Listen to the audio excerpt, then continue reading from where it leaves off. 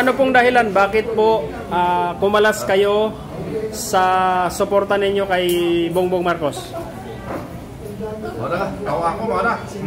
Okay, nag-withdraw ako ng support kasi inaakala ko na gagandang Pilipinas. Yung pala, malulumang Pilipinas. Yun lang. Wala na pupunta na maganda. Nag-withdraw ng support dahil hindi ko nakikita ang isang tunay ng pagbabago. At ang slogan na pagkakaisa ay wala naman kami pagkakaisa. Kaya ako ay nagpahayag ng withdrawal of support dahil walang pagbabago. Withdraw dahil nakikita ko ngayon ang sistema na lalong lumala, lalong nahirapan, lalong nagkagulo-gulo. Hindi na maintindihan ko ano ang mga malakad niya. Okay. Sir, dahil po nag-withdraw na po kayo bilang Marcos Loyalist Original 1980s, ano na po ang pangalan ng grupong itatatag ngayon? Natin. Opo. Anong natin? Duterte Team. Duterte Team. Ibig sabihin, Duterte Team. Duterte Team in short.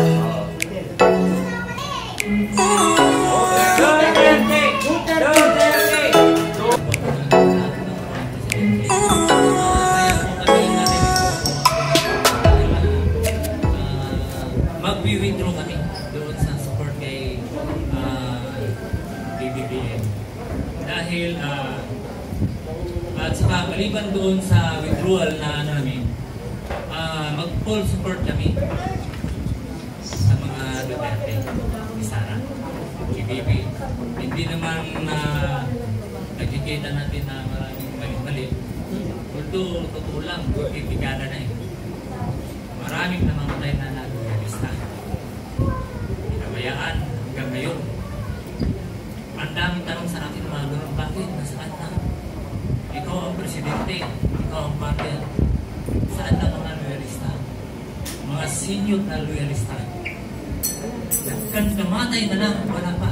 Nganga! Nganga pa rin sila hanggang ngayon. Kaya ngayon, mag-withdraw kami. Yun na po sa akin. Okay. Ayun na naging suporta sa pinag-ibigay. Sansya na po kung samahan. Yung tanong ang lugin natin.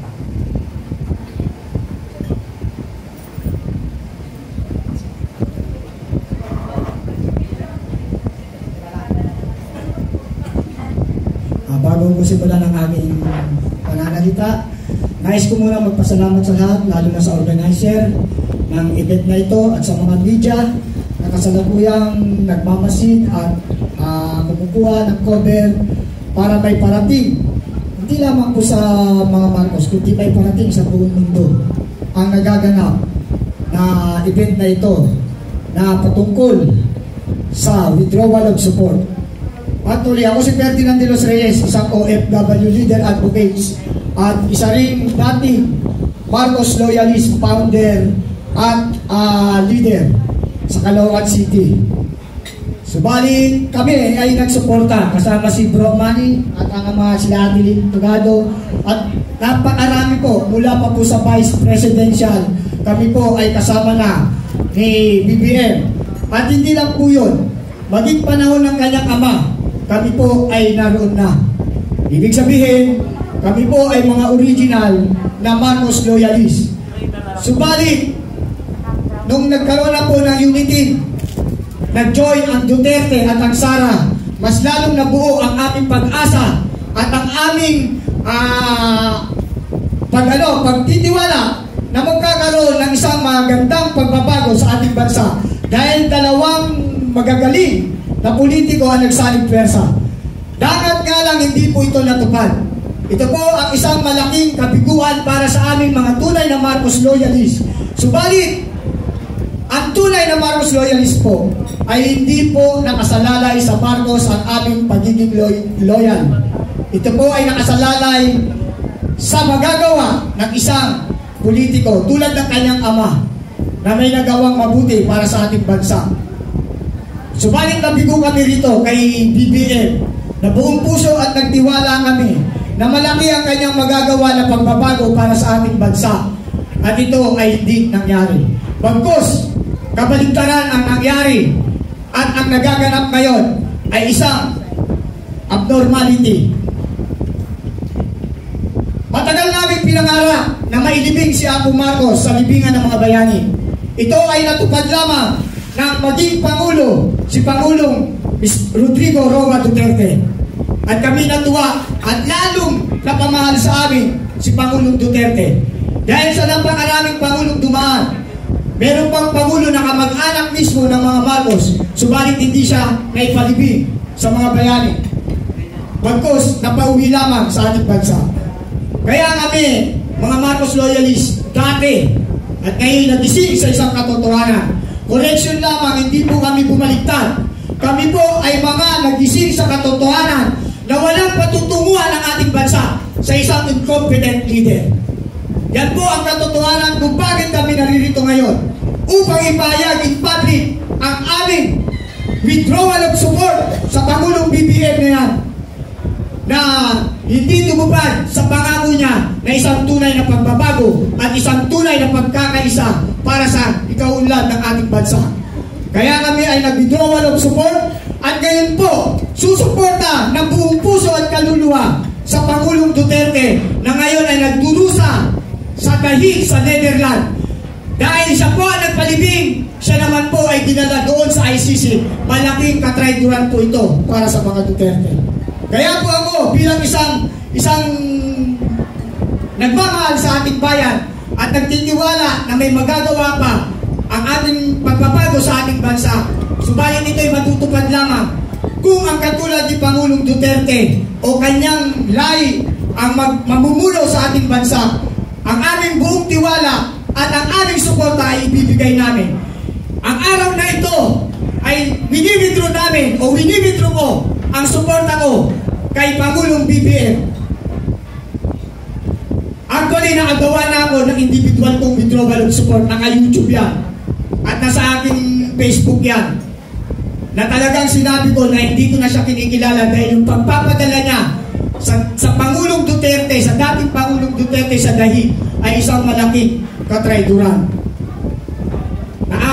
Nakakalungkot isipin na kung sino ang tumulong sa kanila. Si Madam Imelda, na convicted na sana yan para may pakulong. Subalit hindi na kulong dahil kay Pangulong Duterte. For humanitarian reason, pinagbigyan niya na ito na hindi na makulong dahil matanda na. Humanitarian reason. Yan po ang isang tunay na diwa ng pagkakaisa. Yung marunong kang umunawa, marunong kang magmahal sa iyong kapwa. Bilang mga Pilipino, tayo po, ito po ay hindi na po usapin ng politika. Hindi na po ito usapin ng mga politiko. Ito po ay usapin ng ating bansa at ng ating mamamayan at forsake the new generation. Mahalin natin ang Pilipinas. Kaya sa araw na ito, ako sa Ferdinand de los Reyes, dating Marcos loyalist, na ngayon ay wala na. Nagising ako sa katotohanan na walang pag-asa ang ating bansa sa isang incompetent leader. Kaya mga mahal kong kababayan, maraming salamat po sa inyo. At sa oportunidad ng araw na ito na naganap ang formal withdrawal of support namin. Kaming mga dating Marcos loyalists, wala na sa Marcos loyalists. At kami po ay nasa Duterte na dahil ang Duterte ang tunay na nagmamahal sa ating bansa.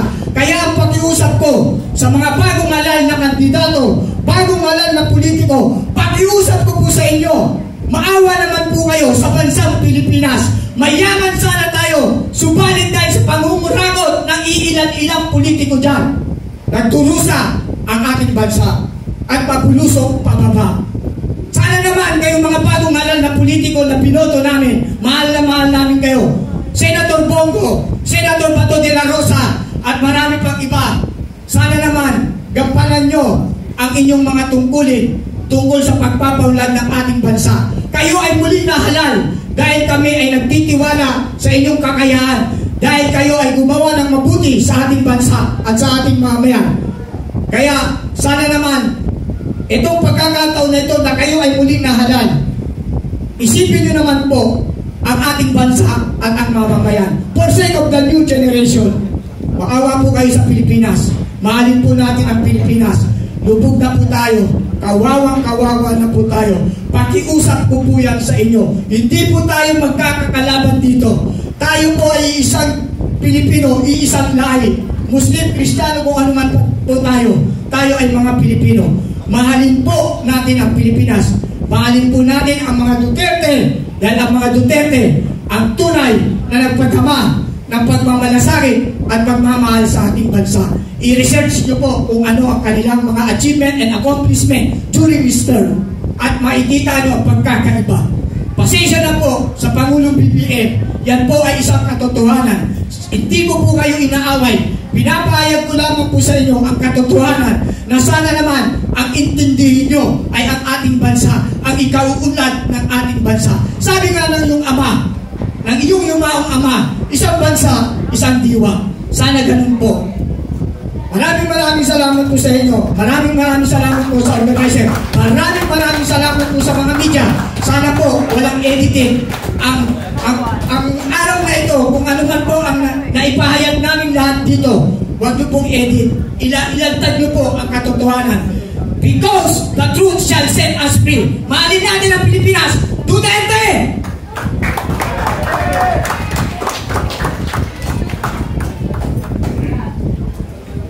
Magandang hapon po sa inyo lahat. Ako po si Leviano, National Chairman po ng Helping Initiative Society Movement. Noong sagsagan po ng kampanya ng Unity Team, maaga pa kami, madaling araw pa kami kung saan-saan kami nag-aabang at kung saan-saan kami napupunta na dyan sa pagsusuporta namin sa ating PBBM at Inday Sara. Pero sa ngayon, parang ano ba nangyari sa ating lipunan? Ano ba nangyari sa ating bansa? Mahabagin langit. Kaya, ang laki talaga ng kakulangan sa pinagagawa nitong, ewan ko, sabi nila, bangag, hindi ko alam. Ayun, kaya sa ngayon po, talagang isa rin po ako sa sumusuporta na mag-withdraw po kami ng suporta sa kanya. Mula sa puso namin, talagang withdraw na talaga kami sa kanya. Inday Sara po kami ngayon. Talagang sa kanya kami nakatoto.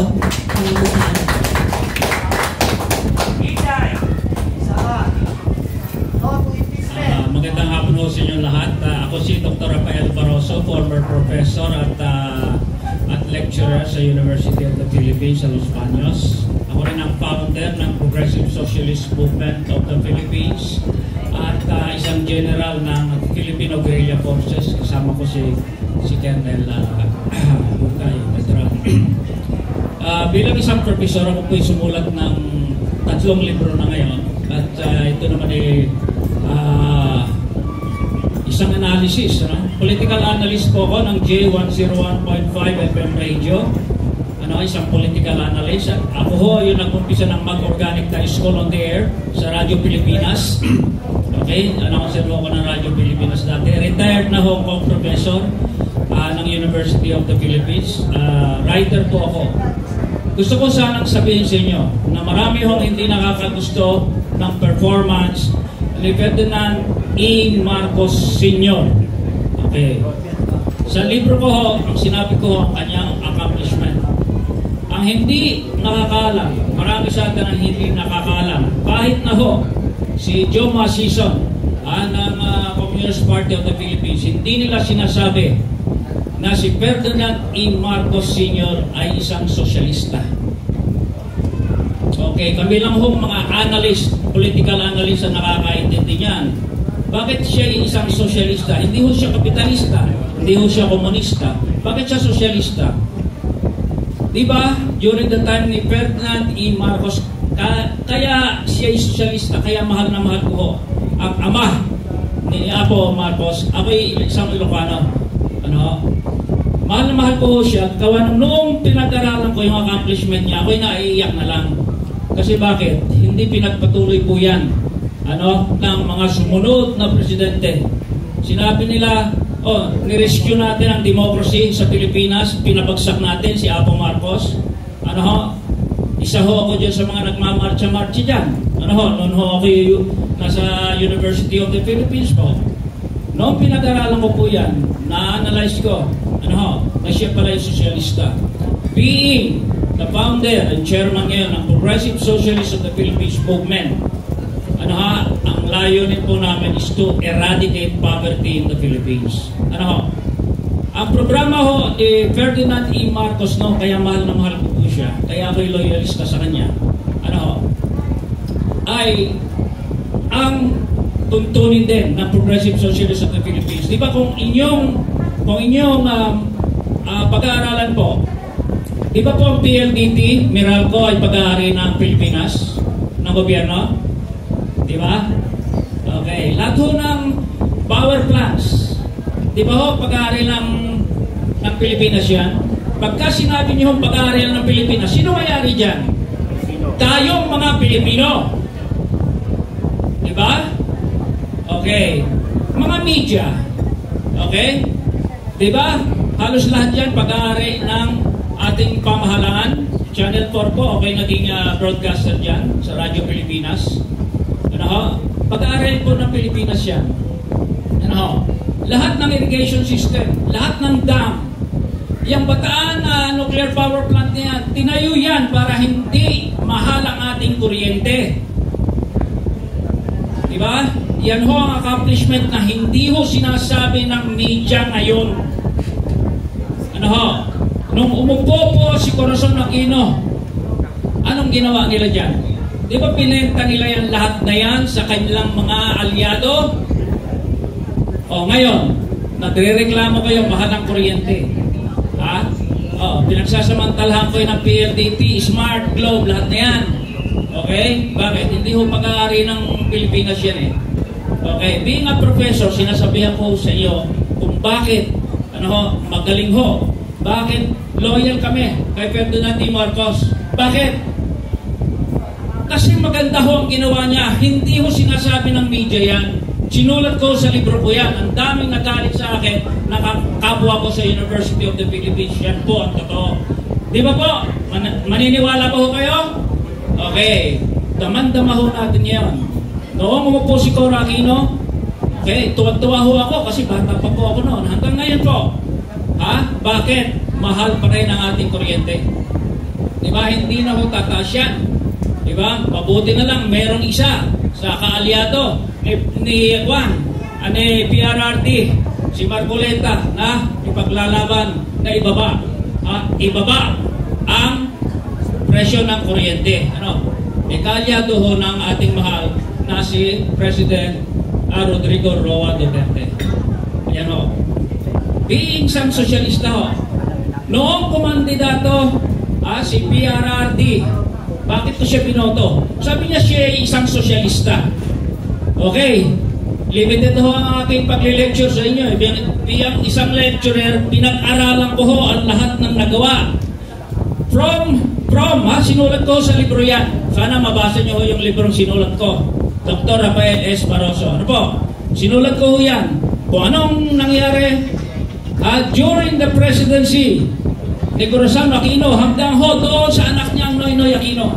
Mababasa niyo sa libro ko yan. Walang nangyaring mabuti po dyan. Hindi ho yumaman ang Pilipinas, lumubog pa lalo. Dumami pa ang poverty. Okay, ano ba ang measure natin? Ito yung percentage ng poverty sa Pilipinas. Diba? Okay, kaya ang sosyalista, ang gusto ng mga sosyalista to eradicate poverty, iba't iba ho yan, mahabang lecture ho yan. Kung paano natin gagawin yan. Isa dyan ay pababain ng kuryente. Okay, ngayon, noong tumatakbo si President Rodrigo Roa Duterte, alam niyo po ang unang trabaho ko ho, bilang isang agriculturist from University of the Philippines, inassign ho ako sa Mindanao. During that time, ako ho yung nagmo-monitor ng development ng banana plantation dyan sa Mindanao na yan. Ang sabi sa akin, umuwi ka before sundown. Bakit? Mamamatay ka ho dyan. Talamak ang criminality sa Davao City. Ako'y nagpunta po, nag-PhD ho ako, nag-doctorate ho ako sa abroad. Pagbalik ko rito, nagpunta ako sa Davao. Ang sabi ko doon sa kaibigan ko, na dito ako sa Dynasty Hotel, pwede ba sunduin mo ko, natatakot ako kasi gusto kong maglakad ng gabi. Ang sabi niya, oy, Rafael, tahimik na ngayon ang Davao City. Hindi na katulad dati na makikita mo kinabukasan mga bangkay na nandiyan tad ng bala. Bakit nangyari yun? Kasi meron ng mayor dito. Sino yung mayor na yan? Si Rodrigo Duterte. Okay. From the wild west ng Davao, nasaksihan ko yun. Pagbalik ko, si Rodrigo Roa Duterte na ho, ang mayor ng Davao City. Makakapaglakad ka ho dyan, gabi-gabi, makakapaglakad ka. Wala ho, i-disturbo sa iyo. Diba? Okay, sino mga taga Davao dito? Alright.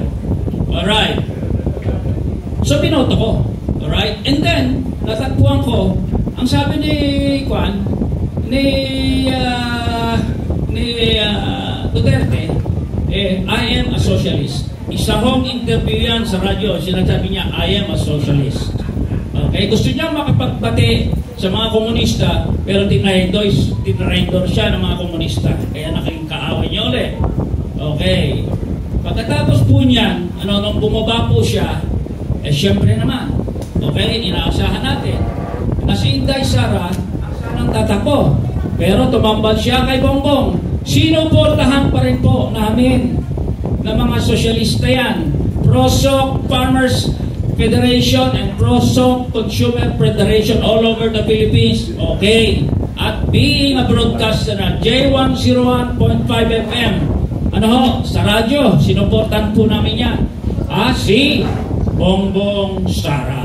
Okay. Pagkatapos niyan, nung nakaluklok na, si Ferdinand Marcos Jr., lahat ng kanyang sinasabi, bumaliktad na po. Di, anong gagawin natin? Di ba, baliktad na rin tayo, di ba? Baliktad, nagising sa katotohanan. Okay, nagising tayo sa katotohanan. Di ba po? Okay, so bakit? Gusto po natin... May parang minit na pagpapay doon bumaliktad. Yes, that's right. Nagising sa katotohanan. Okay, nagising na lang tayo sa katotohanan, okay? So, gusto po natin magbalik uli ang katotohanan sa Pilipinas. Gusto po natin magbalik uli. Yung pagka sinasabi ni Juan. Bakit? Ano pa ang isang nagawa ni Juan?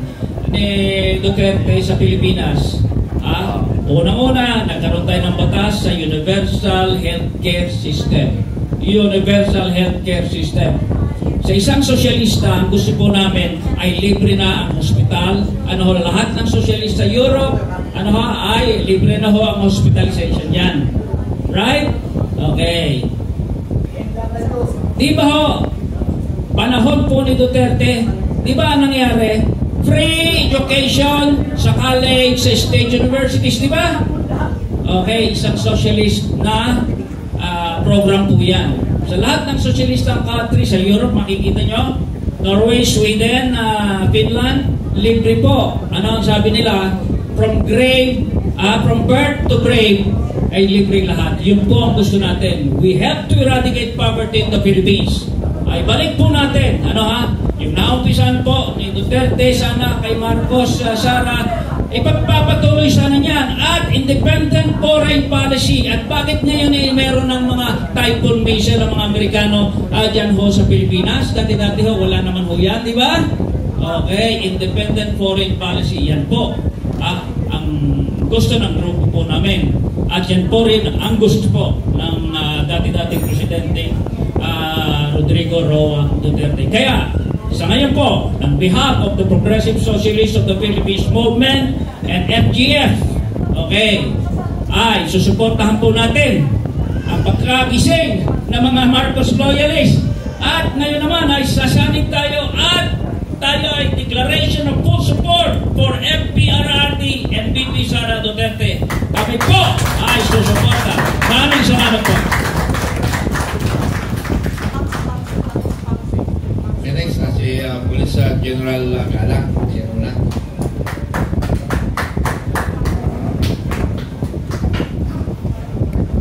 Magandang hapon po sa lahat. Ako po'y dating kawani ng ating pambansang pulisya. Retired na po ako. At ngayon po ay tahimik na pribadong pamamayan natin. Pero ako po ay tahimik din na sumusuporta sa mga adhikari natin dito sa pagpupulong na ito. Ang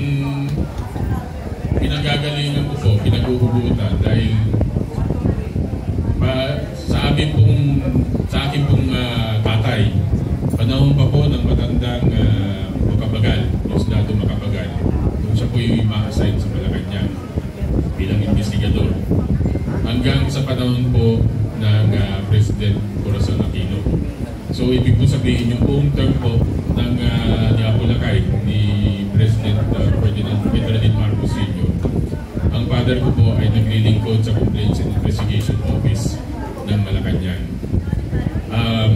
Kami po ay sumuporta kahit po noong 86 Revolution, nandun po ang aking father, hanggang sa umuwi po ang pamilya Marcos dito noong 1994. Sinamahan po namin ng bangkay ng ating Pangulong Marcos Sr. hanggang makarating sa luwag. At sumuporta rin po kami, pamilya, in our own private capacity. Doon po sa mga pagharap po ng pamilya Marcos, lalo na po sa mga kaso na naharap nila. Kasama rin po kami, sumusuporta noon.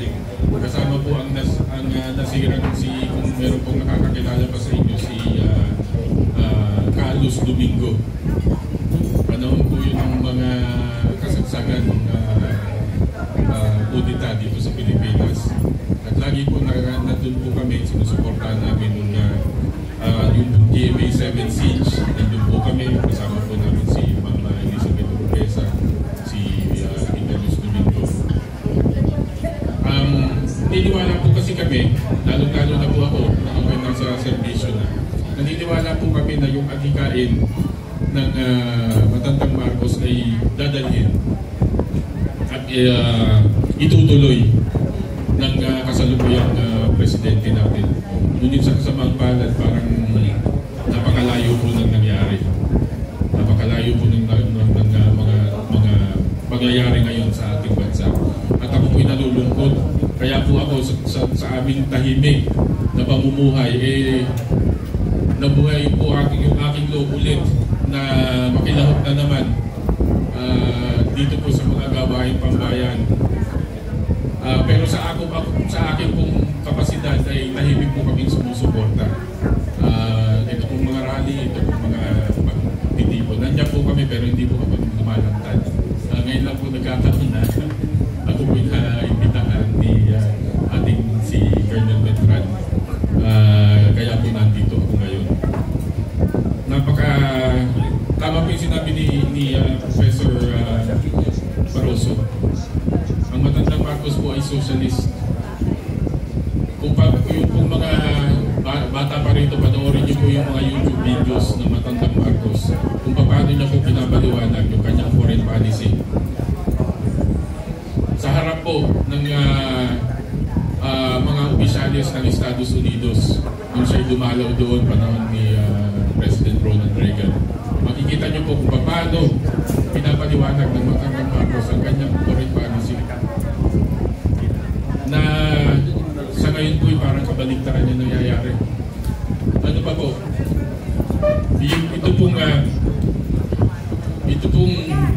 ating current na Constitution, yung 1987 Constitution.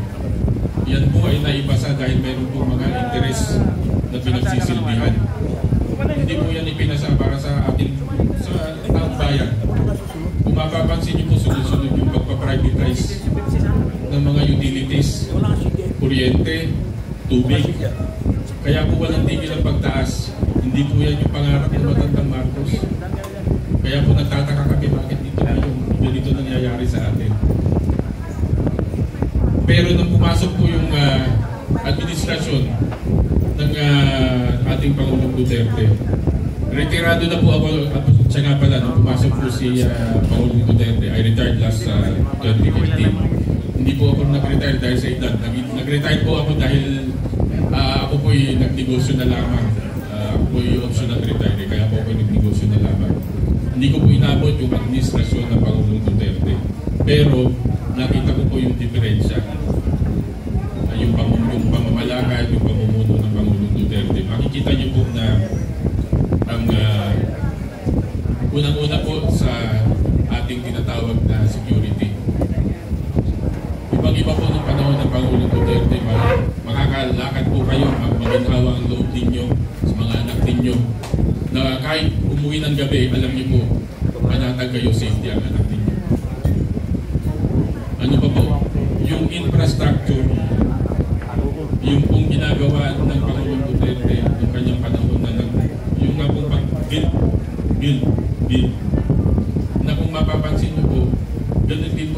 lahat ng matandang Marcos ng araw, puro infrastructure, puro development po ang tinitingnan nila.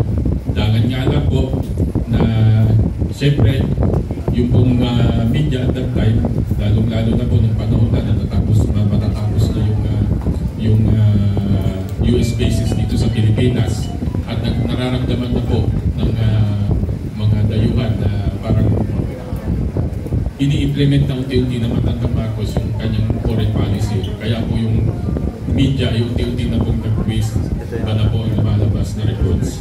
Bata pa po ako ng panahon na yun, pero may isip na po ako. At naikukumpara ko po ngayon yung sitwasyon noon sa sitwasyon ngayon. Noon pong na 2022, tahimik po kami sumuporta sa kay Marcos Jr. Ako po ay pumirma na. Noon pa man, ayan po, nandiyan si Kevin Mitra. Noon pa pong hindi pa po na bubuo yung Filipino Guerrilla Forces. At that time po na kino-conceptualize pa lang. Naglabas po ng manifesto at that time yung pong ating kaibigan na si Captain Dado Enrique ng manifesto of withdrawal of support. Pumirma po ako doon, pinadala ko po yun sa kanya.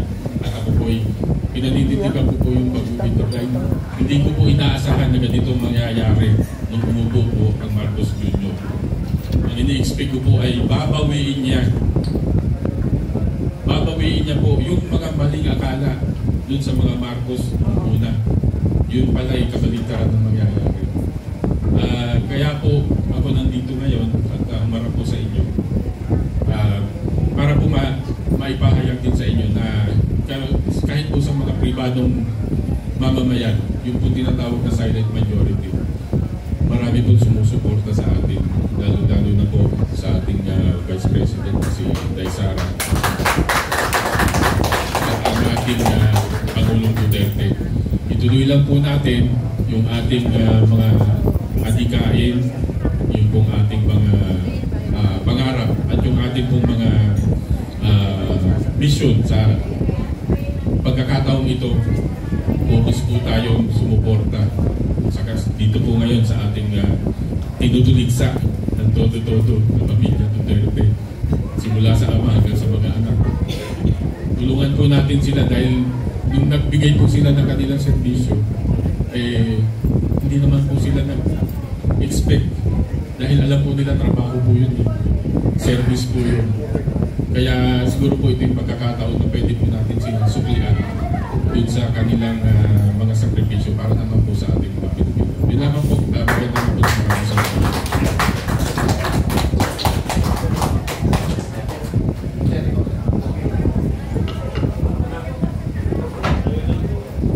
Tayo na siya, tayo lang. Okay, first, magandang hapon po sa lahat. At sa lahat ng tagapagsalita, sa mga kapatid sa buhay, larangan ng radyo at television, social media, vlogger, lahat po kayong mga naalala ko na itong the original 1980s. Si Roland Hota po ako. Si Carolan, ako po yung narinig din yung ransyado sa umaga at sa kanan.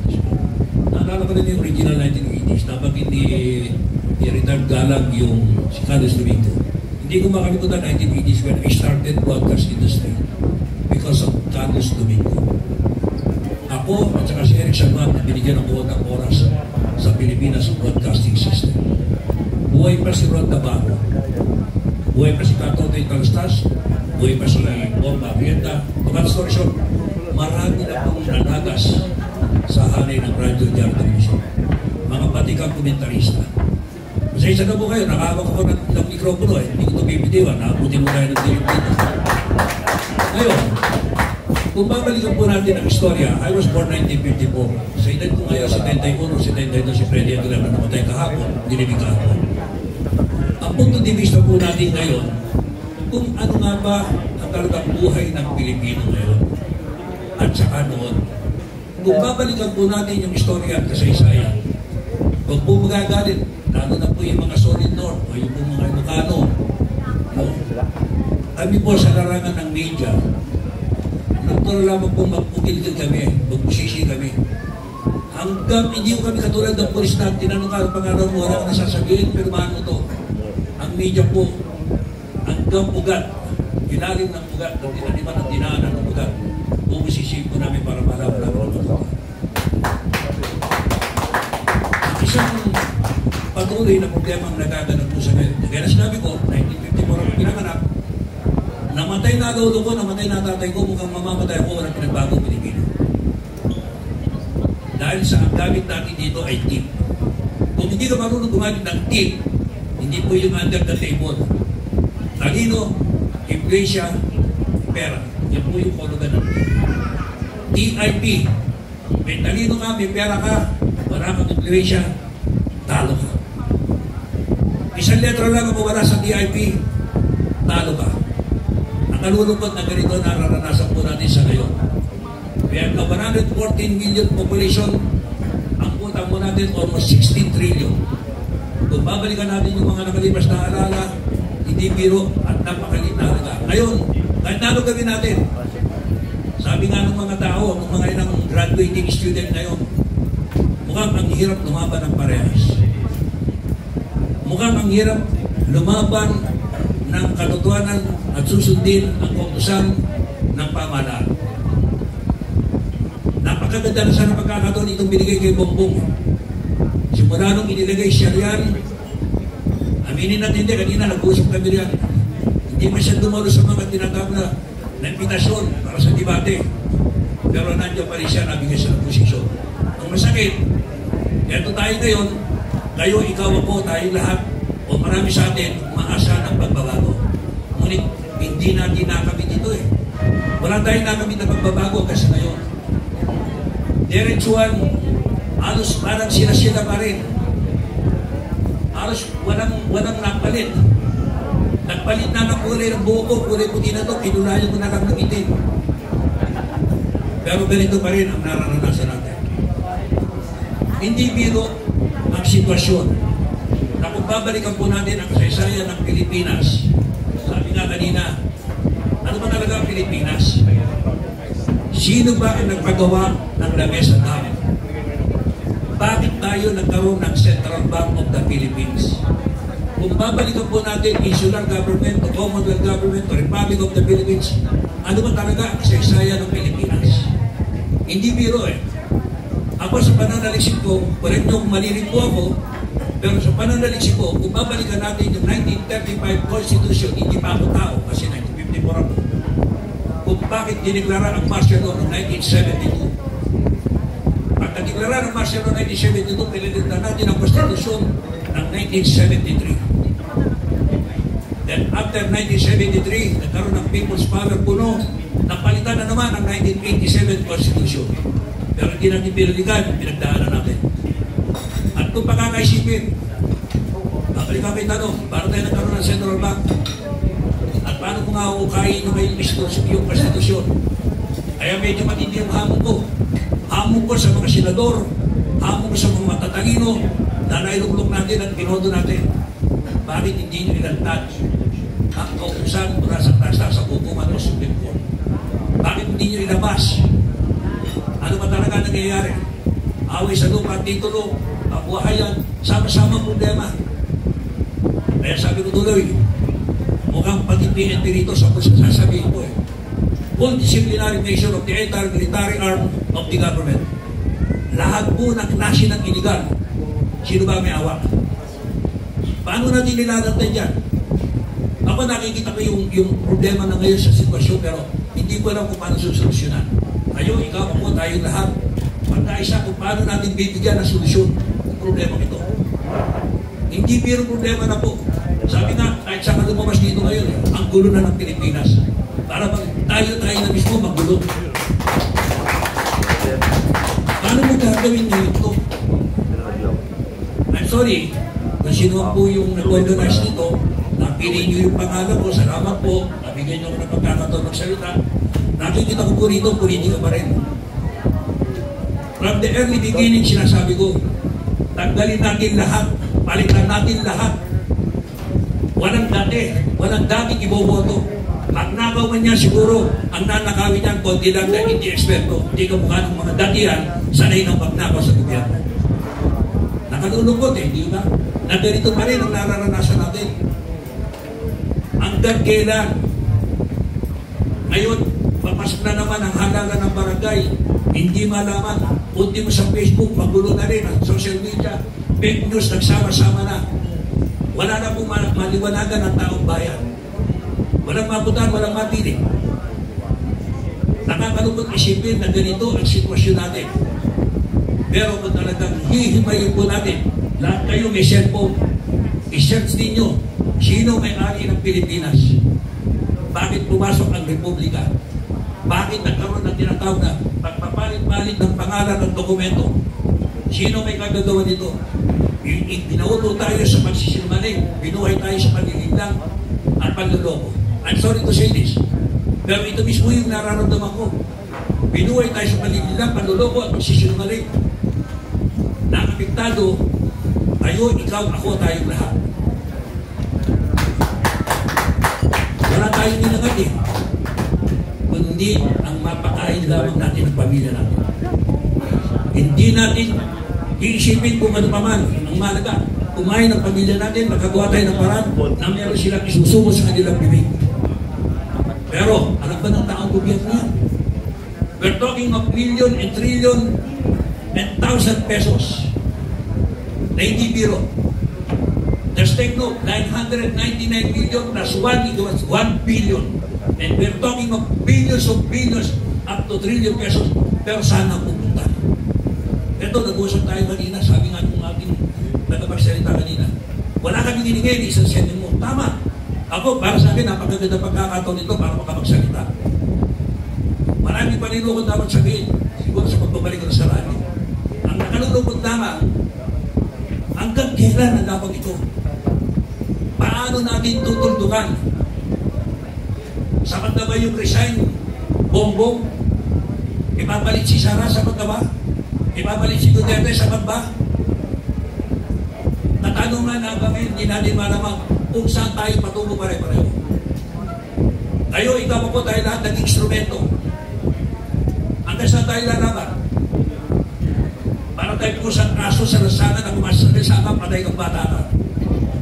Na may dugong nananaritay na bahala ka kung kaya mo pang magbuhay sa ospital. Hospital na nga lamang, problema ba? Narinig ko rin kanina. Lahat po, karamihan dito. Hindi ako lalayo. Quezon City itself. Ang senior citizen gusto magpatingin, hindi makapagpatingin. Bakit? Consultation fee pa lamang, sufficient eh. Hindi naman lamang sa kukunin. Pagpapagamot, pinasok mo yung ilang hospital dito, nasa pasilyo na lamang. Samantalang, kung nagagawa ng ibang bansa, bakit hindi natin magawa dito? I travel in different Asian countries. Dati, ang mga barangay, pupunta ng Boracay, ng Baguio, ng Ifugao. At least ngayon, nagbago na. Napunta na Thailand. Pero sinuro ng mga barangay, yung kaalaman at nakita nila sa pagdarayo sa ibang bansa. Hindi nila maisip. Hindi magpuntak ng orientation o workshop seminar. Mabuti na naman kahapon. Sorry po, kahapon galing po ako ng Libho. Bayan ng TV, nalabigan ng Albay. Nagkaroon po ng teenage pregnancy orientation seminar. Bakit? Maraming nabubutis na bata. Dala ng kahirapan. Kaya mabutis na apo, Koreano o nakanamang dayuhan. Tuwa naman si nanay dahil meron sa apo. Pagdating ng isang taon, iiwan problema na. Kahirapan na naman. Well, marami akong dapat sabihin sa inyo, pero alam ko marami mo rin itong nakapagsalita. Marami akong dapat talunayin, makikinda lamang kayo, pero pagka inimero natin ang todo-todo, ang sitwasyon nito, tinitiyak ko sa inyo, lahat tayo magtungo sa problema, walang solusyon. Ang tinig na ko na lamang, dito sa bulwagang ito, yung pagkakaisa, pagkakaunawa ng bawat isa. Lumabang tayo sa tama. Ilagtad ang totoo. Kasi kung imay ko po yung katotohanan dito, abutin mo tayo ng paglubog ng araw, hindi mo matatapos. Kung bakit wala akong dito ang Marcos. Mag-iisip pa kayo, Siyempre, isipin nyo, may Gigong Marcos, magagalit sa akin yung mga nasa norte. Ano ba siya yung Marcos, Ferdinand Marcos doon? Abogado niya, kopyado. Way back from 19, bago siya naging presidente. Nakasabot niya si Reverend Antonio Diaz. Marami akong dapat ngayon, marami akong dapat ibigay ng informasyon, pero tingin ko kung marami po tayo ng oras. Sakot na po sa akin, yung magkasama-sama tayo dito, makita-kita tayo dito, bigyan natin ng sapat na pagbabago sa tulong po ninyo. Hindi na sa tulong ng gobyerno. Pangagad, bulok ang gobyerno nito sa ngayon. Diretso na sinasabi, nawala yung tiwala ko. Malaki sana yung inaasahan ko eh. Na meron sa Bongbong Marcos, pero nawala po yun. Kaya dumalo ko, kaya naggaling pa ako ng malayo, dulong bahagi ng Albay. Bumiyay pa ako nito just because of this. Marcos Flores, Pedro. Salamat po. Thank you, sir. Maraming po salamat sa inyong pagbabahagi ng mga experiences. Pakinggan naman po natin ang isa sa mga realista na kasama namin during 2016.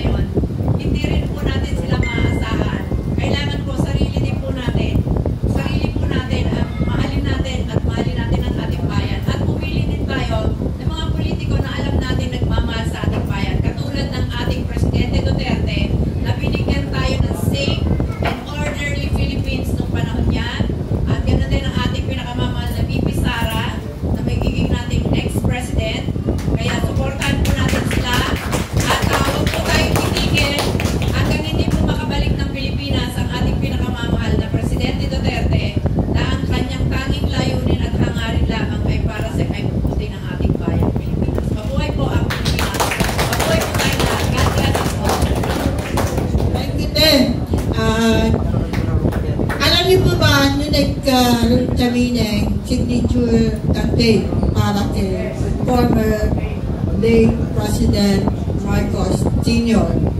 Isa kami humingi ng papel at ako I had 20 pieces of it na merong 50 signatures na kukunin. Punta kami ng Luneta, punta kami sa sarili kong lugar, naglakad at lahat-lahat. Nakakalungkot kasi yung pinaglaban mo na wala. Isa-shout out ko lang po yung may mga nagsabi sa akin sa kahapon kagabi. At yun, pwede ba paki-shout out naman na ito ang aming shout out for Sabi nila maganda. Totoo naman siguro. Okay, hindi ako natatakot. Ilantad ang pamumukha ko. Kumbaga sabi nila, hey, you are just doing your fake news, fake account. I said, no. If you can find my face in Facebook, and I am doing the fake news, throw it to me. Sabi ko nga sa kanila,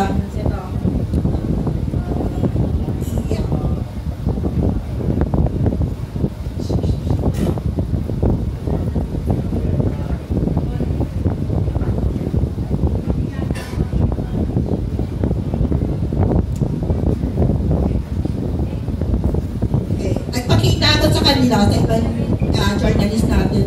Kung fake accounts ako, hindi ko ipapakita yung face ko mismo sa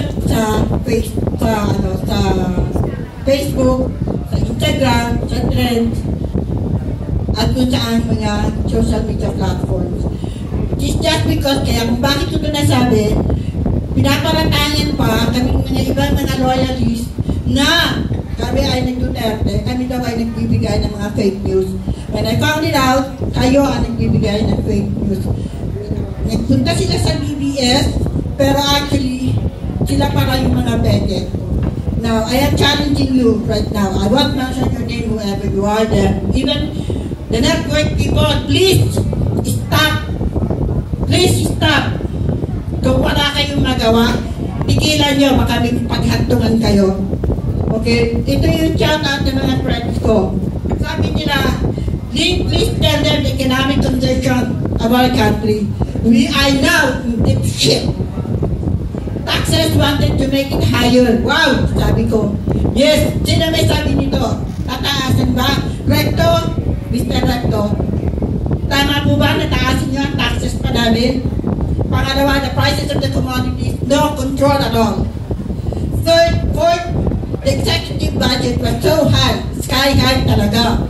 But how about the project? Is it was the projected po ba? The project po ba? And then the position was then used politically for in a wrong way. Hindi ko gagamitin isang term na dapat gagamitin. Election process. Nagamit ba? Tama ba? Anong ginawa? Yung mismo may nanalo, ayaw i-proclaim. Duterte youth, ayaw nilang i-declare. Kesa may kaso. Eh, bakit nila pinapun 2022? Tapos si Atty. Piso, nanalo siya sa lugar nila. Bakit ayaw nila po-upuin? Kasi nagbigay ng problema? Kanino? Sa Comelec daw. Okay.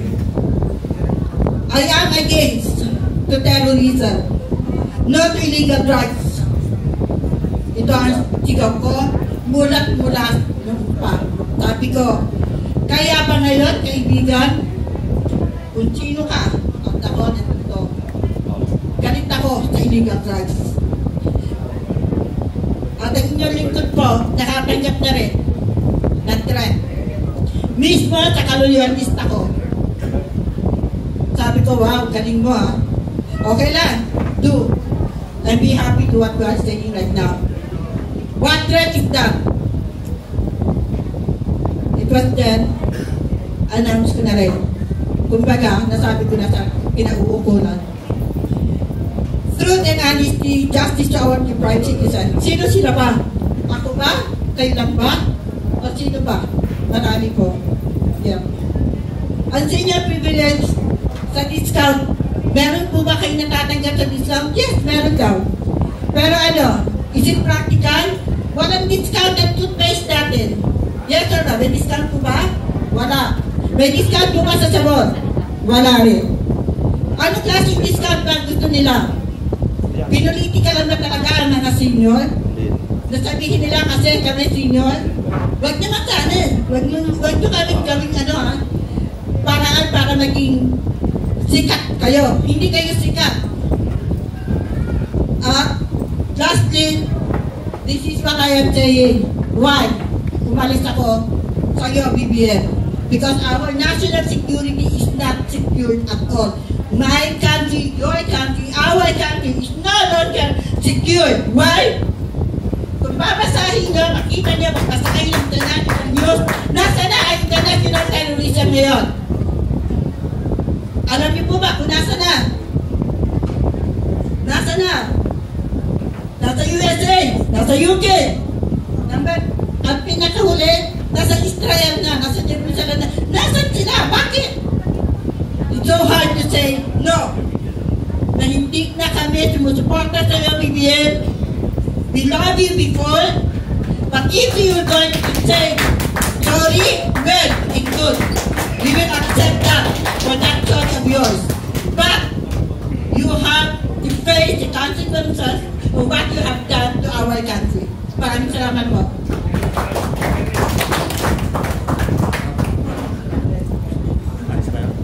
Okay, maraming salamat. Maraming salamat po sa lahat. Hindi ko malaman kung saan ako magsisimula. Pero kanina, kisir, narinig ko anong solusyon. Sa huling sasabihin ko, mayroon tayong solusyon. Yung solusyon na yon, hindi natin pinagkakaisa. Pero pag nagkaisa tayo, yun yung solusyon. Mamaya ako ipapaliwanag ko. Kasi nga, marami ako yung sa sinasabi ni Sir kanina, saludo ako doon. Dahil yun rin ang aking pangarap. Pangarap na sana ang bansang Pilipinas ay mapunta na sa magandang Pilipinas. Ang dami ng pangalan natin eh. Bagong presidente, bagong pangalan. So, balikan ko po, umpisahan ko po bakit ako naging Marcos loyalist at bakit ako naging makabayan. Ang aking channel po sa YouTube, Makabayan and Informative Channel. Ako po ang tunay na makabayan. Hindi katulad ng makabayan, yung Makabayan Black. Sila po ay fake na makabayan. Fake po sila. Sila ay makabayan. Makabayan sila. Bakit ko nasabi makabayan? Ngayon nga, sa administrasyon ni Pangulong Marcos, binayaran sila eh. Kaya tingnan nyo, mayroon ba nagrarally ngayon sa kalsada, sa EDSA? Mayroon ba kayo narinig? Wala. Mayroon, may kunwari. Kunwari yun eh.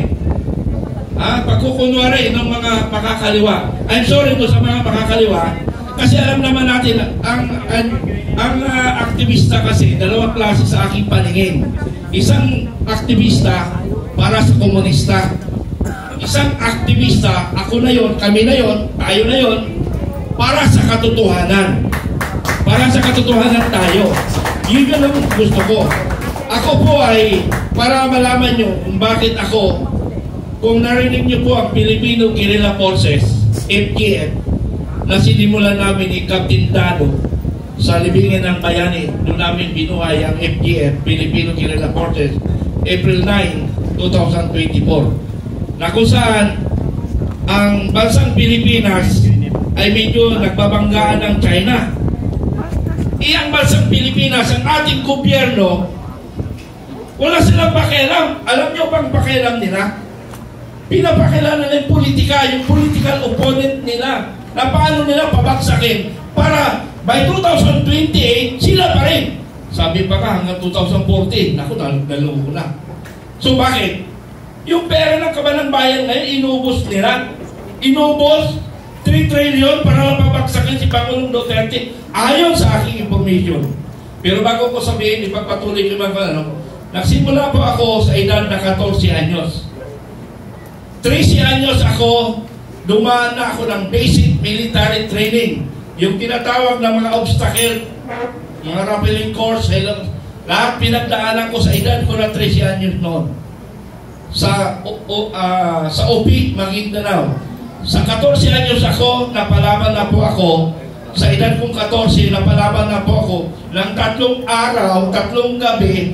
Kami ay 17 lamang, ang kalaban namin ay 400. Pero bakit nabuhay pa ako? Sabi ng Panginoon, ikaw bata, kailangan magtagumpay ka kasi mayroon ka pang tatahakin na problema sa ating bansa. 17 po kami, walang namatay po sa amin. Ang kalaban namin, umaabot sa 75 ang namatay. 150 ang mga tamaan sa kanila. Kasi pag araw, may karoon kaming kakampi na kasama ng mga tinatawag namin air support.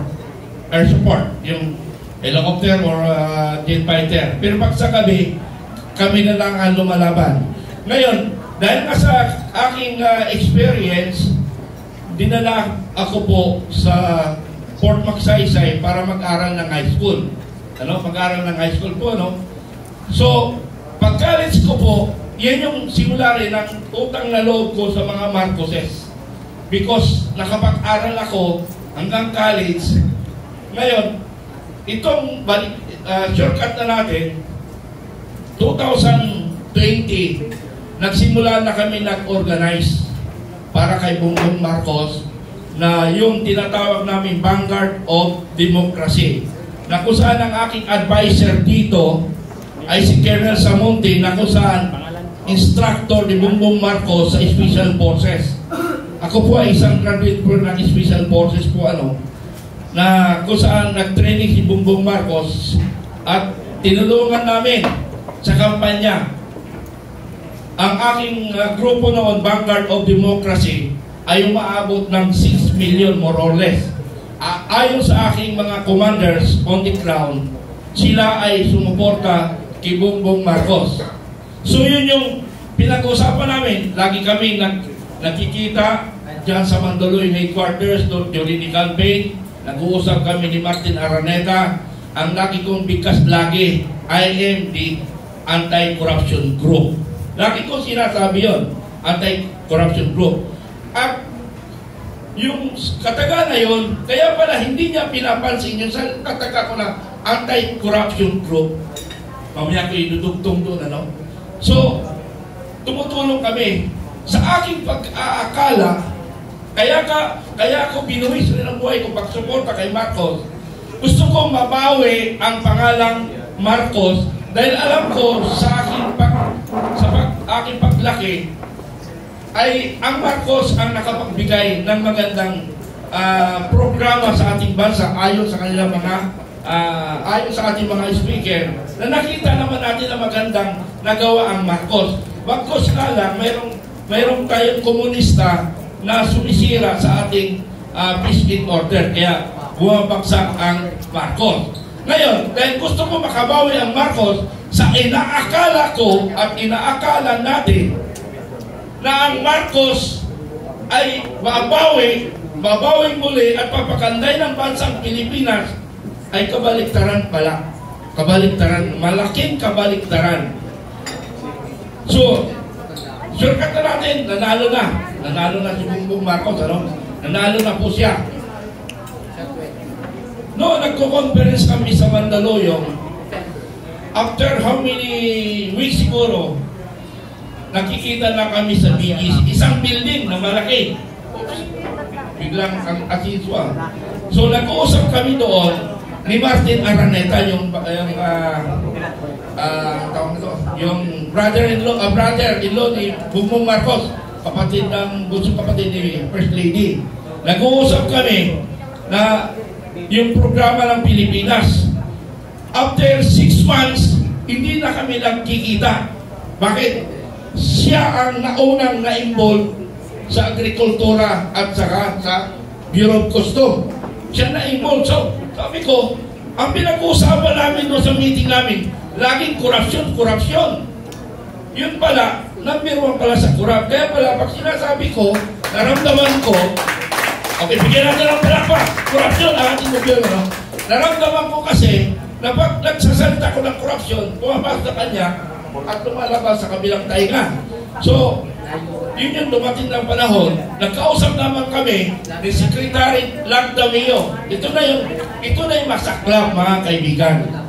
Nung pag-uusap namin ni Secretary Lagdamio sa Malacanang, na sabi niya sa akin, yung bang organization mo ay registered? Sabi ko, yes sir, registered sa SEC. Okay, paramihin ang grupo mo para tayo ang magdidistribute ng kayamanan ng Marcoses sa mga mahirap. So, tuwang-tuwa ako kasi magagamit ako na isang instrumento ako na makapagtulong sa mga mahirap. So, galak na galak ako. Sabi lang, kailangan magpatayo ng building. Nagpatayo rin ako ng building. Hindi lang ko yung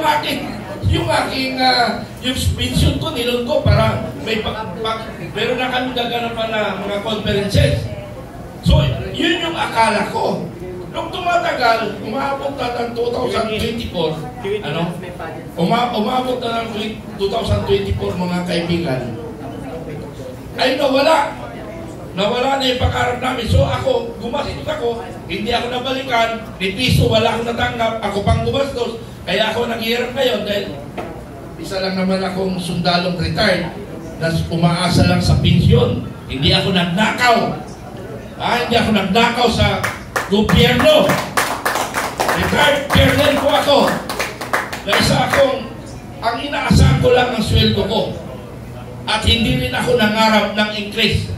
Kung mayroong increase, salamat ako. Pero ang akin lang, ang mahalaga, makapagserve ako sa bayan. Kaya po, ang nangyari niyan, nag-usap na naman kami ni Pangulong Marcos. Nag-usap kami personally ni Pangulong Marcos doon sa Special Forces anniversary kung saan siya i-graduate namin. So nag-usap kami, inamusta ko yung mga pangarap. Sabi lang, on process.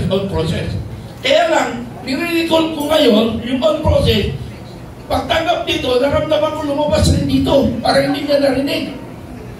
So, lumipas, April 29, doon na po ako nag-declare, April 9, 2024, nag-declare na po ako ng withdrawal of support kay Marcos. April ngayon na, as the moment, ngayong araw na ito, formally ko, wini-withdraw ko ang suporta sa Pangulong Marcos. Palapakan po natin, lahat tayo, mag-withdraw tayo sa araw na ito.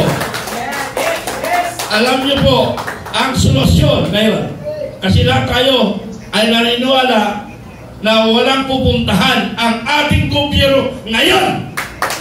Administration na ito, wala akong nakita na magandang pupuntahan ng bansang Pilipinas. Hindi ko kinukumpanya ang Pangulong Duterte, pero sinusuportahan ko ang Pangulong Duterte dahil nakita ko ang kanyang katotohanan, ang kanyang puso para sa bayang Pilipinas.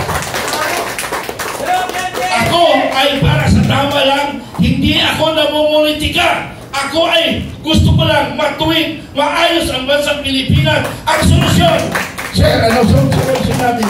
Ang nakita kong solusyon, yung alam niyo po, binuo ko po from Vanguard of Democracy, which is anti-corruption and anti-communism, inambrila ko po ang Filipino Guerrilla Forces. Ano po yung Guerrilla Forces? Binuo ko po ito, binuo namin ni Captain Dado, because ang gobyerno, ang armed forces ay hindi nakahanda para sa giyera. Alam naman natin at alam namin bilang isang retired armed forces, alam namin na walang kakayahan ang bansang Pilipinas sa ibang mga dayuhan, yung armed forces, because galing kami doon. Now, para matulungan namin ang armed forces of the Philippines, bumuo ako ng Filipino Guerrilla Force, which is Filipino labanan ng mga mananakop sa bansang Pilipinas. Ang ibig sabihin ng Filipino Guerrilla Forces ay suportahan ang armed forces. Paano nila masuportahan? Kasi po, ang kalaban natin, by air, by water, hindi natin kaya ang mga mananakop. But by land, kaya natin. Bakit kaya natin? Lahat ng barangay, ang objective ko, lahat ng barangay ay maging membro ng Filipino Guerrilla Forces para walang papasukan ang kalaban. Pangalawa, ito yung pagkakaisa natin. Pag tayo ay nagkaisa, isang kumpas ng isang bayani, ng isang makabayan, lahat tayo ay kikilos, hindi ubra ang ating gobyerno. Tama ba yun? Kumpas tayo, isang kumpas lang, hindi ubra ang ating gobyerno. Dagdag ko lang po dito, medyo nakukalang po ako. Dagdag ko lang po dito. Alam niyo po ba yung People's Initiative? Yung People's Initiative na hindi na ipaliwanag nyo na lahat, advocacy sir, mamaya may paliwanag na maigi. Ang People's Initiative, tayo ang sovereign power.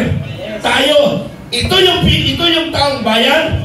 Alam nyo, pero ipapaliwanag ko lang. Ito ang taong bayan. Ito yung Constitution. Nandito yung Pangulo. Sino mas power? Taong bayan, di ba? So dapat magkaisa tayo. Yun ang solusyon. So may nabuo na kami na organization, United People's Initiative, na kung saan gusto ko sanang habaan kasi darating si Attorney Mel Magdamo, siya po ang aming lawyer sa People's Initiative, United People's Initiative. Sana po dito tayo pumaloob. Lahat po tayo pumaloob dito. Lahat tayo pumaloob dito para lahat tayo magkaisa.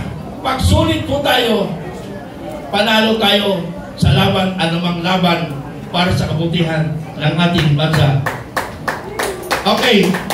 So, papunta na po tayo kasi maganda ito. Question and answer po, ano?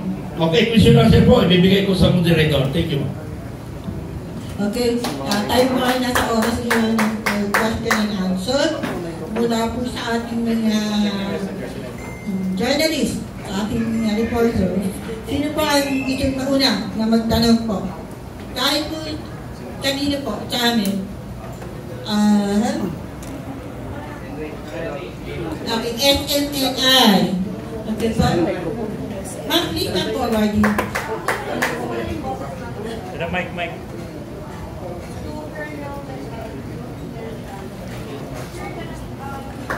Ma'am, paki-open. Mahina.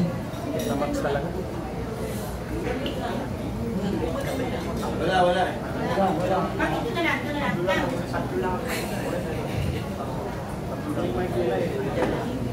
Okay, kay Colonel Beltran po, sir, ano lang stand nitong grupo ninyo, sir, no, sa nangyayaring, sinasabi nila ang mga korupsyon ng Marcos administration. At the same time, if kayo po yung the original 1980s Marcos loyalist, and nag-withdraw na po kayong support, ano na po yung tawag sa inyo ngayon? Ano pong pangalan gagamitin namin sa inyo ngayon?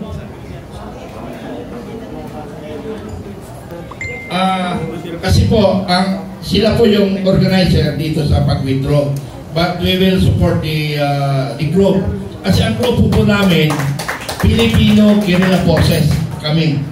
Pero ito Filipino Guerrilla Forces, non-partisan ito. Non-partisan. Para lang sa tama kami. Now, yung UPI, United People's Initiative, maraming organization to na kapaloob. Nandito yung anim, yung mga inirato, marami. Then, pero tama ma'am yung tanong mo, ano ang itatawag natin sa grupo? So, we will discuss. May sasagot dito sa grupo natin. No? Okay, si ma'am ang mag-announce ito because I want to be neutral. Gusto ko ang tama lang ako. Pero sa totoo lang, Duterte pa rin ako. Kasi siya ang gumagawa ng tama. Sa katanungan po ng ating kaibigan na lalo-lalo ng SMNI, ating pong pangalan sa ngayon, Duterte team. Duterte team. Ito po. Sir, stand nyo na lang po sa umanay korupsyon dito sa administrasyon ni Marcos. Pakiniwanan. Anong stand po ninyo sa nangyari umanay korupsyon po dito sa Marcos administration? Ano po na reaction po ninyo? Ako bilang isang tumiwalag, ayaw nilang sabihin tumiwalag, kundi sa katotohanan lamang ako. Katotohanan, justisya, at sa katarungan para sa ating bayan. Hindi naman siguro mahirap isipin at gawing maliwanag sa isipan ilagay sa puso. Ang nagre-reject lang naman talaga ay yung mga kalaban na gusto nila, sila lang ang talagang puposisyon sa mga oras na to. Mukha naman yata hindi tama. Okay?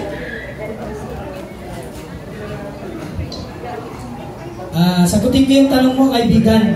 Dahil napakaganda ng tanong mo at ito yung oportunidad para sa mga pangkaraniwang mamayang Pilipino na naghahangad ng isang tunay na pag-ulat at tunay na pagbabago sa ating bansa. About dyan sa stand namin sa korupsyon, talagang kami naninindigan na kung maaari, yung korupsyon na yan ay matigil na. Dahil sila naman po ay malalaki ang sahod. Pangalawa, mayayaman na sila. Kaya kung tungkol sa korupsyon, dapat itigil na yan at ang unahin na katupagin nila ay dapat ang kapakanan ng bayan at mamamayan. Especially sa next generation natin.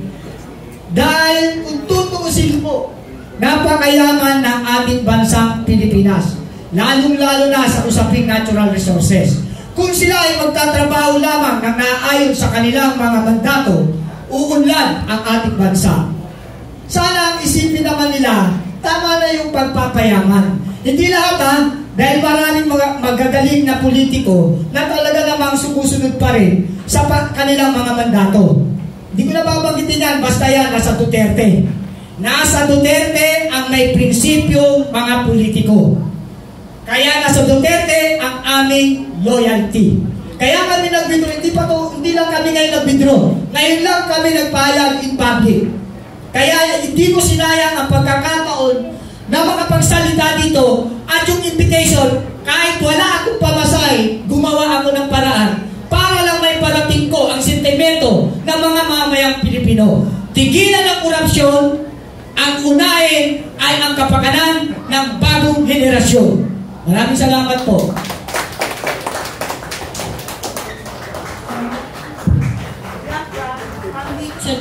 Euro TV News po. Okay. Ganito.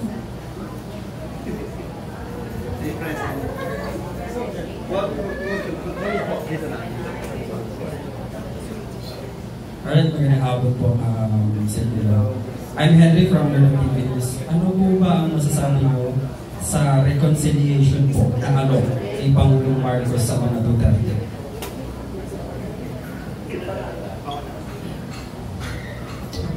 Regarding sa reconciliation, ito po aming sasabihin, hindi po political ito. Ito po ay nanggagaling sa aking puso, sa aming damdamin base sa aming karanasan. Tungkol sa reconciliation, kung tunay ang reconciliation, ang tanong, bakit nag-promote siya ng isang general na dapat hindi promotion kasi may kaso ito? Hindi ko babanggitin Alam niyo naman kung bakit hindi natin kailangan banggitin yan. Pero for common sense, alam niyo kung sino yan. Kung reconciliation ang gusto mo, dapat yung ugat ng dahilan ng pagka-aresto na illegal at without due process of law at ang lawful order na sinunod nila, dapat kasuhan yun. Magmumula sa iyo o magmumula sa Pangulo ang initiative para ito ay magkaroon ng justisya at maipakita at maipadama sa mga mamamayang Pilipino na talagang pagkakaisa ang gusto niya. Bakit na-promote ito sa pinakamataas na pwesto ng hanay ng mga kapulisan? Maraming salamat. Short sir, hindi ko kayo pabor sa reconciliation. Hindi ako pabor 101% dahil kung iba-background check nyo, kasi ako, hindi ako nagsasalita dito nang hindi ko pina-background check dahil nag-iingat din ako sa Republic Act 10175 na baka magkaroon din ako ng kaso. Sana naman sa inyo, mga politiko o mga Pangulo, sana naman, huwag yung masyadong inaharas ang mga nagsasabi ng katotohanan. We are democratic form of government. Walang ganito noong panahon ng ama mo. Kaya sana naman, bilang dati kaming mga kapanalig mo at dati rin kaming sumuporta sa inyo at katunayan, isa kami sa sumuporta sa Unity. Subalit pinigo mo kami sa aming pangarap, sa pangarap namin sa aming mga anak, sa aming mga apo, sa aming sa bansang Pilipinas na hindi natupad ang mga pangako mo. Kaya kami ngayon ay nag-withdrawal ng support. Hindi, matagal lang ako nag-withdrawal ng support. Ngayon lang naipahayag in public. At maraming salamat sa pag-organize nito at sa inyong mga media na magpapahayag ng katotohanan. Sana naman pakiusap ko lang, ang katotohanan ang magpapalaya sa atin. Huwag yung i-edit ito. Thank you. Pwedeng ipasingit ko lang muna si Attorney Mel Nelson Magdamo para sa siya yung lawyer namin sa United People's Initiative na ini-encourage namin kayo na sumama kayo sa United para isa lang tayo sa laban para sa katotohanan sa bansang Pilipinas. Attorney? Siguro i-clear ka lang. Gusto nyo bang mag-tiis pa hanggang 2028, 3 taon pa? Ngayon, pwede din tayong dumatay sa batas, no, sa yung tinatawag na People's Initiative. Ang tanong, successful kaya to o mabibigo? Nakatatlong major People's Initiative na tutusin. O apat. Yung una, nung panahon ni Ramos, nagkaroon ng pirma para ma-extend yung term niya from 1998 hanggang 2000. Nabigo yun. Tapos yung panahon ni Erap, nagkaroon ng Concord.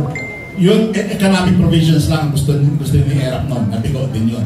Nung panahon ni Gloria, nagkaroon ng Sigaw ng Bayan. Nabigo din yun. Nung panahon nung 2013 against pork barrel, pinamunuhan ni Ray Puno, Justice Ray Puno, no? Nabigo din yun.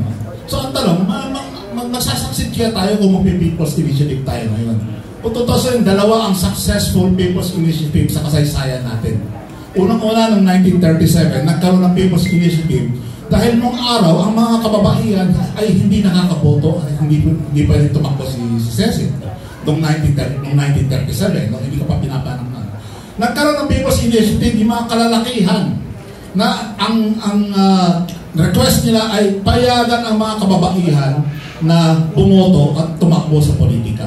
Nanalo ang yes. 90% ang kalalakihan ang bumoto ng yes. Kaya ngayon, pwede tumakbo ngayon si Cecil, si Sara, si Amy, si Rizon Tiveros. Ang mga kababaihan, pwede silang bumoto dahil sa People's Initiative noong 1937. Tapos noong 1973, may People's Initiative din, although hindi niya ginamit ang pangalan ng People's Initiative. Ito po yung Citizen Assembly na ginamit ni Ferdinand Edralin Sr. Lilinawin natin Sr. Ferdinand Edralin Sr. Ginamit niya para magkaroon tayo ng 1973 Constitution. Citizen Assembly ang ginamit ang pangalan nun. Kaya medyo nalilito tayo. Pero People's Initiative din yun. Kaya tayo nagkaroon ng 1973 Constitution. Kaya ang tanong, kaya ba natin na ngayon? Yes, kaya natin. Basta pinahirapan kasi yung People's Initiative noong panahon ni Ray Puno against pork barrel. Kailangan na napakaraming pirma para lang maging successful yung People's Initiative. Pero actually, wala sa batas yun yung kailangan na napakaraming pirma para lang mamapagod yung naging initiate. Ngayon, pinapayagan na yung electronic signature yung tutusin. So yan ang isa sa mga pwedeng pag-isipan natin para hindi tayo magtiis hanggang 2028. Pangalawa, anong pwede natin gawin na para hindi magtiis hanggang 2028? Pero medyo sisingitan ko lang yung problema ngayon sa nakarang eleksyon. Alam niyo ba yung overvote? Na kapag bumoto ka ng 13 senators, lahat ng boto mo from 1 to 13, inidoro ngayon. Ngayon nakasulat sa ating saligang batas, ang right to vote ng isang tao, ang pwede na mag-decide.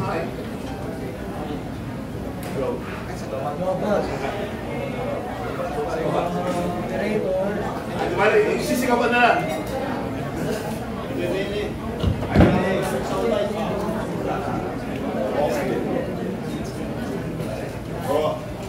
Sisigaw ka na lang. Long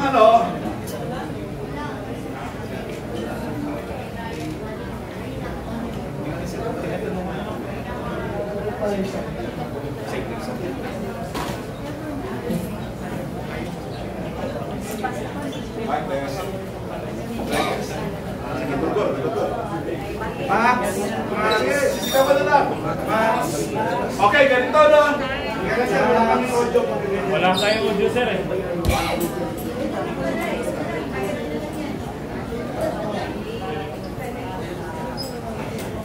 Hello.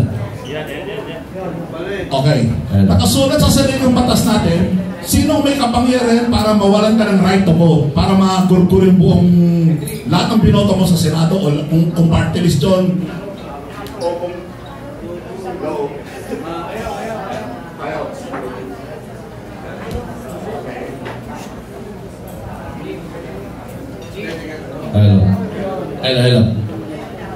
Hello, okay. Ang pwede lang gumurgur sa inyo ay yung hukuman, judicial branch of government. Walang kapangyarihan si COMELEC para gurgurin yung boto mo ng 1 to 13 o kung 14 o 15. So hukuman lang, na nasa saligang batas yan. Yung right to vote, ang pwede mag-decide nun ay courts, hindi COMELEC. So kinakailangan buksan yung balota na yan. Buksan natin ang balota, malaman natin kung sinong 13, 14, 15 at hindi, walang kapangyarihan yung COMELEC para gurgurin ang iyong right to vote. Ngayon, siyempre magmamatigas yung Comelec. Ano pwede natin gawin? Ngayon na mas mabilis, no? Kung tutuusin, nung ginagawa itong pinapalakas yung International Criminal Court, yung ICC last year or 2 years ago, kung ano-ano ang pinagpipirma ng gobyerno natin para bigyan ng power yung international community. Ang isang nabigyan ng power last year lang, noong September 21 by petsa na yun, yung United Nations General Assembly. Kung limang Philippines na pwede sila mag-interfere into domestic jurisdiction. Sa pag-aakalan, baka sakaling pwede gamitin yung United Nations. Kung tutuusin, nakapirma ang Philippines nun. Ang United Nations General Assembly ay mas mataas sa International Criminal Court. Yung ICC walang jurisdiction sa Philippines. Yung United Nations General Assembly meron dahil sa pinirmahan natin ni Ambassador Enrique Austria Manalo last year lang, noong September 21. Tao ni Pongpong yun. So, under tayo nun. Pwede rin makialam ang UN. In-invite yung European community sa akalang magiging deodorant ang European community. Pero hindi eh. Lumabas yung report ng European community, baksak eh. Baksak yung elections natin. So, alam pwede natin gawin para sa yung pagbagsak ng European community sa atin, ay pwede natin gawin action. Pwede natin gawin yung United Nations. Dahil pumirma yung ambassador natin, si Enrique Manalo, pumirma siya. Yes, pwede makialam ang UN. So, yun ang pwede natin gawin. Then, gumawa sila ng weapon against Duterte. That very same weapon, gawin din natin yan. Parang may baril natin ito kay Duterte, iikot ko lang natin. United Nations General Assembly. Yun po ang pwede natin gawin. Agad.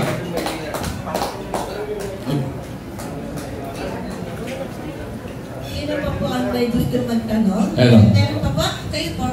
Sir. SMNL? RTV News po. Okay, RTV. Sa RTV News po, ang tanong po namin, naniniwala po ba kayo na ang pagsuko po ni Tatay Digong sa ICC po ay katulad din po ng pinagdaanan po ni Marcos Sr. po noong nagtungo po sila sa Hawaii? Sino po ba ang tumagot niyan?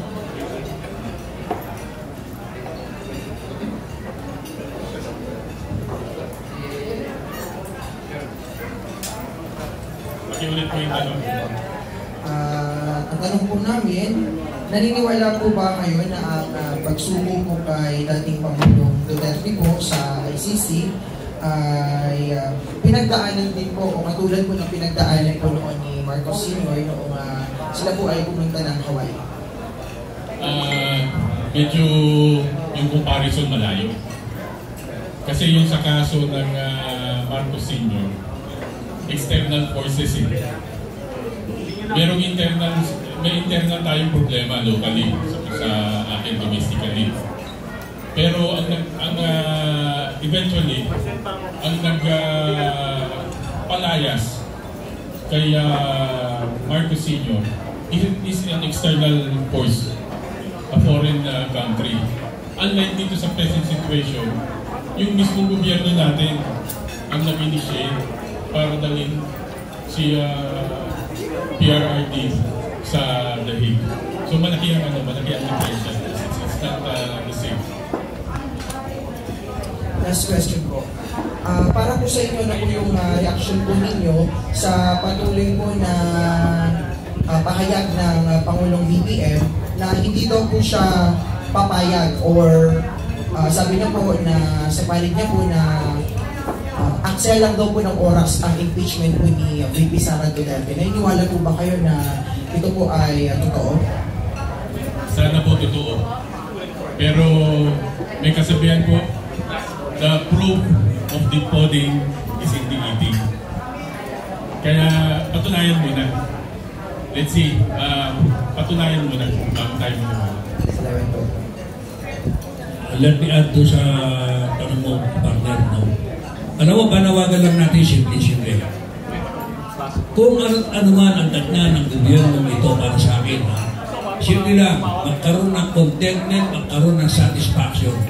ang sino mang nanunungkulan sa pamahalaan. Kung anong kasukutan mo, yan lang din ang dala mo sa libingan. Wala nang iba, wala nang idadagdag. Walang alas, walang pera. Yun lang ang dala mo sa buhay. Ang akin lamang, panawagan natin, ako, voluntarily, I can withdraw. Kasi sayang yung pagkakaroon. Pero kung nakikita natin sa ngayon na talagang may sinseridad ang kasalukuyang administrasyon, di ba? Gawin niya dapat ang dapat. Huwag siya makinig sa ibang presidential advisor niya. Huwag siya basta nakikinig sa istorya. Siya mismo, kung gusto niya ibangon yung pangalan ng tatay niya, kaya niya ibangon. Hindi kailangan ng sino pa man sa paligid niya. Nakikinig kasi siya sa sitwasyon eh. Boss, sa sitwasyon natin, sa tutulang binaon lang tayo sa problema eh. Kaya yun lang sa akin. Magkaroon ng contentment, maging kontento, satisfaction, no? At gawin na sinabi ko, hindi nila madadala sa hukay ang perang nanakawin nila sa kabanang bayan. Yun na. Okay, ako po si Anthony Oxan po, ng Sumbong at Aksyon ng Bayan. And balita, tulong ng solusyon over DZME, 1530, Radyo TV. Kung sino po ang gusto sumagot, ano po? Kasi base kanina pa tayo, narinig na halos ng taong bayan po yung inyong dissatisfaction, no? Pero ang tanong ko po, ano po yung dalawang malinaw na dahilan kung bakit kayo nag-withdraw? Kasi napakahaba po. From 1980s, Marcos loyalist na kayo. Yan ang nakalagay po dito sa team natin. Ano po yung dalawa lang po para malinawan ng taong bayan. Dalawang main reason kung bakit po kayo mag-withdraw ng support kay Pangulong Bongbong Marcos Jr. at paano niyo po susuportahan ang ating former President PRRD and VP Sara Duterte. Kahit sino po pwedeng sumunod. Sa inyo pong katanungan, actually para sa akin, marami siya kasing unconstitutional movement na ginawa. Yung hindi dapat gawin, ginawa niya against the Constitution. Ano ba sa isa ng Constitution natin kung hindi mo nila susundin? Tama po ba? Tama po ba? Ano ang buhay ng isang bansa? Is Constitution. Okay? Pangalawa, ay national security po natin. Paano kami magkakaroon ng kapanatagan kung ang national security natin ay gigewang-gewang din?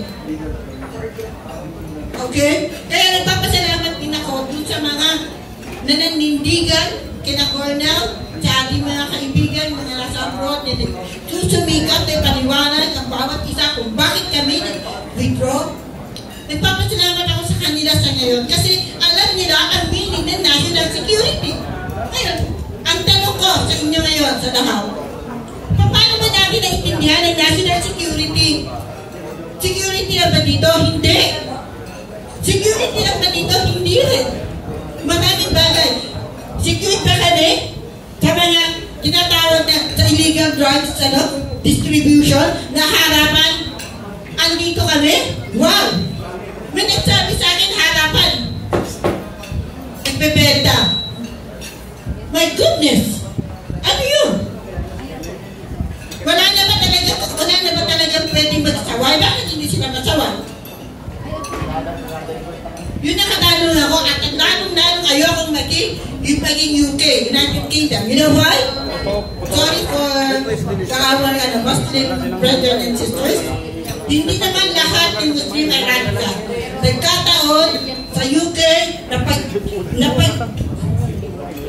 napaupo nila halos lahat ng radical Muslim. Kaya naging ganyan na ang sitwasyon ngayon sa UK. Are you aware of that? Please be aware. Okay? Alamin natin, ha? Pangalawa, bakit napasok ang Amerika? Just because black sila masyado sa freedom of speech, freedom of what? So many things. Liberty. Nasaan ang liberty na Amerika? Muntik mawala. Yes or no? Aware po ba tayo doon? Dapat aware tayo. Now, sinisimulan tayo, muntik na tayong simulan sa Kongreso. Masasabi ko lang, God is so great, God is so good. Tatalo ang mga nasa left wings.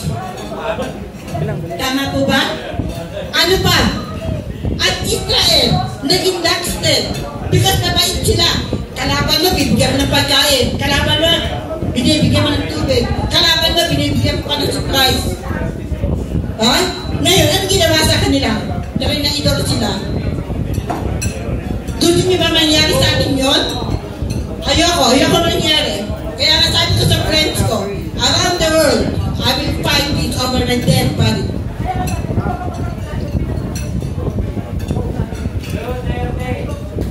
Kaya salamat po.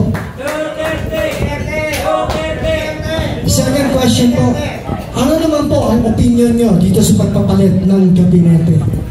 Lahat pinag-courtesy resignation. Ano po ang opinion ng grupo ninyo?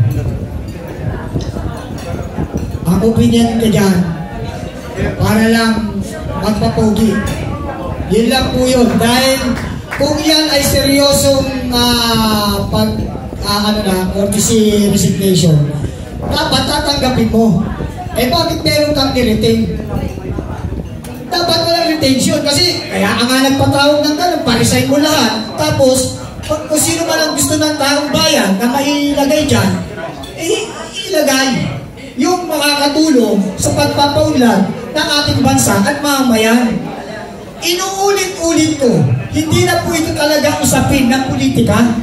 Usapin na po ito ng bayan at mamamayan. Kaya dapat po ang ating mga politiko na iilan-ilan sa kanila ay gumaganap sa kanilang mandato, salamat sa kanila. Hindi lahat po ng politiko natin ay kuragot. Ang iba dyan ay gumaganap sa kanilang mandato. Ang problema lang, outnumber sila. Dahil mas marami ang buwaboy kaysa sa mga matitinong politiko. Kaya kung total courtesy resignation, dapat walang retain. Diba? Lalo na yung mga sensitive department. Dapat, kung talagang may mga kalunguhan sa departamento nila at sila ay nagkusang loob naman na mag-resign, dapat tanggapin mo. Dahil alam mo naman yung performance niya eh. Kaya nga natatawa nga ako.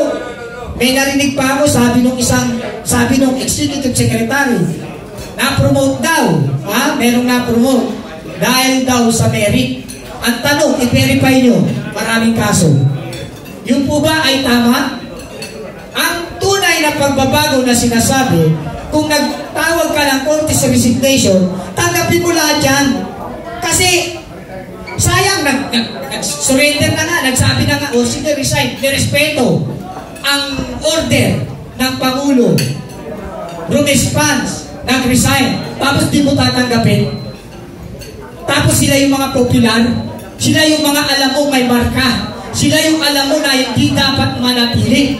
Pero bakit mananatili? Ibig sabihin, papogi. Para lang masabi na, uy, magbabago na, magre-revamp, tatanggalin lahat. Oh. Eh bakit hindi mo tinanggal yung gusto mag-resign? By papers yun, black and white. Kung respeto sila sa'yo, respetuhin mo rin ang resignation nila. No needed na sabihin, ay hindi pwede dyan ka lang. Oh, asan yung voluntary na courtesy resignation? That is only political, papogi.